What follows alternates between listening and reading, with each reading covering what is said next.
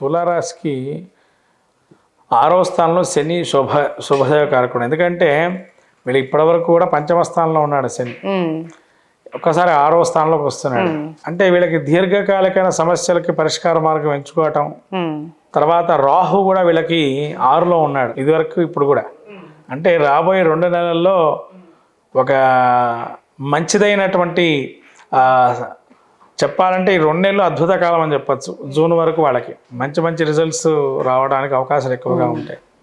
తర్వాత శుక్రుడు బుధుడు, ఇక్కడ శుక్రుడు ఏంటంటే ఉచ్చలో ఉన్నాడు అని మనం అనుకున్నాము, కాబట్టి 6వ స్థానం అంత మంచిది కాదని. కానీ ఇక్కడ విషయం ఏంటంటే శుక్రుడు ఉచ్చలో ఉన్న యోగిస్తాడా తులారాశి అని అంటే 50% యోగాన్ని ఇస్తాడు, మూర్త 50% ఇవ్వడు.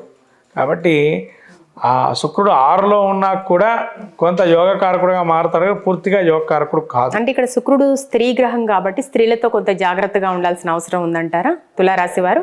అలా చూస్తే ఖచ్చితంగా ఉండాల్సిందే. ఎందుకంటే శుక్రుడు 6వ స్థానంలో ఉన్నా కూడా రుణం చేసే అవకాశం ఉంటుంది.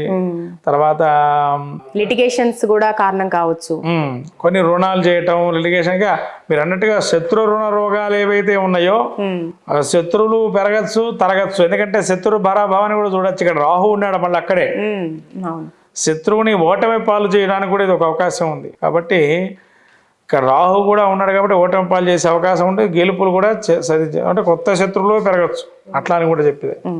తర్వాత రుణాలు కూడా తీసుకునే అవకాశం ఉంటుంది.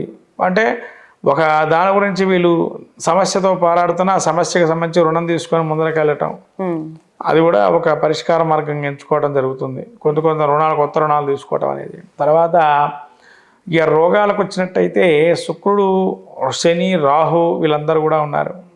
ఈ రోగాలకు వచ్చినప్పుడు సడన్లో ఒక చిన్న వ్యాధులు రావటం, లేదా ఎప్పటి నుంచో ఇబ్బంది పడుతున్న వ్యాధులు ఒక్కసారి చూడటం, మళ్ళీ అది నయం అవ్వటం, నయం కూడా అవుతుందమ్మ. అక్కడ ఎమ్మటే రుజు మార్గంలో ఉంటాడు శుక్రుడు. ప్లస్ గురువు కూడా వీళ్ళకి రాబోయే కాలంలో యోగదాయకంగా ఉన్నాడు. పంచమ దృష్టితో తులాన్ని చూస్తాడు. మేలో మళ్ళీ గురువు మారుతున్నాడు కదా. అంటే ప్రస్తుతం గురుబలం లేదు కాబట్టి ఈ షష్టగ్రహ కూటమి ఏర్పడే సమయంలో కొంత జాగ్రత్త అవసరం. కాబట్టి తులారాశికి షష్టగ్రహ కూటం వల్ల మైనస్సులు ప్లస్లు 2 రకాలు ఉన్నాయి. కాబట్టి ఇది కూడా మిశ్రమ ఫలితాలకే గోచరిస్తుంది. అంతగా అద్భుతమైన కాలం అయితే కాదు. కానీ ఒక శని యోగకారకంగా ఉన్నాడు ఇక్కడ. శని అండ్ రాహు వీళ్ళు యోగాన్ని ఇస్తారు పాపగ్రహ తులారాశికి. కాబట్టి ఈ కాంబినేషన్ తులారాశికి 100లో దాదాపు ఒక 60% బాగుంటుందని చెప్పచ్చు. అంటే వచ్చే కష్టాన్ని వీళ్ళు ఎదిరించగలరు అట్లీస్ట్ 60%. అందుకని 40% మిగతా గ్రహాలకు ఇవ్వాలి కాబట్టి 60% యోగిస్తుంది.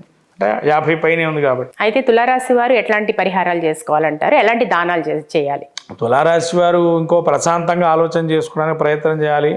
ముఖ్యంగా గురువు యొక్క ఆరాధన చేయటం, అట్లానే ఆ కూటమి ఏదైతే ఉందో ఆ కూటమిలో ఉన్న బుధుడు ప్రధానంగా చెప్పడం పడుతుంది. ప్రతి బుధవారం విష్ణుమూర్తి ఆరాధన చేయటం చేసుకోవటం వల్ల కూడా వాళ్ళకి కొద్దిగా బుద్ధి బలం పెరగటం, తద్వారా ఆలోచన జ్ఞానాన్ని ప్రదర్శించి మనం ఎట్లా చేస్తే బాగుంటుంది అని ఆలోచన జ్ఞానం రావటం, ఇవన్నీ కూడా జరుగుతాయి. కాబట్టి బుధుడికి పెసర్లు దానం చేయటం, విష్ణుమూర్తి ప్రీతిగా ఆరాధన చేయటం, అట్లాగే వీరికి గురువు కూడా శనగలు దానం చేయటం వల్ల కూడా మంచి రిజల్ట్.